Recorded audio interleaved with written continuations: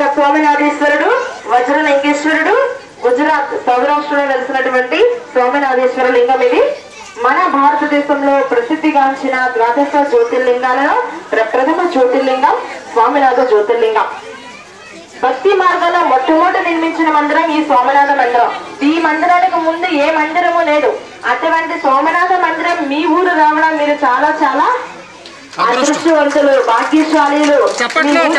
సోమనాథులు రావడంతో మన ఊరు పావనమైందనే చెప్పాలి. నిజంగా పరమాత్మనికి ఎంతో నచ్చింది. ఆయన యొక్క ఆశీర్వాదాలకు మీరు పాత్రులయ్యారు. పరమశివుని ఏమంటారు? అభిషేక ప్రియుడు అంటారు కదా.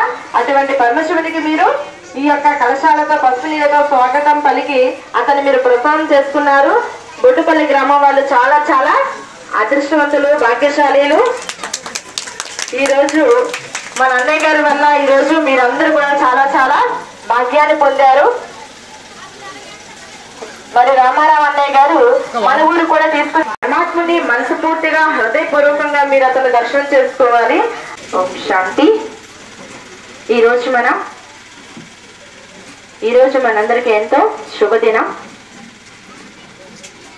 అయితే మనం ఎప్పటి నుంచో భక్తి చేస్తూనే ఉన్నాం. పరమాత్మ అంటే మనందరికీ ప్రీతి ఉంది, ప్రేమ ఉంది కాబట్టి, భక్తి ఉంది కాబట్టి, గౌరవం ఉంది కావనే ఈరోజు మన కలశాలతో మన యొక్క సమయాన్ని పక్కన పెట్టి, అన్ని పనులు పక్కన పెట్టి ఈరోజు పరమాత్మ యొక్క దర్శనం కోసం అందరం ఇంత దూరం నడిచి వచ్చాం కదా.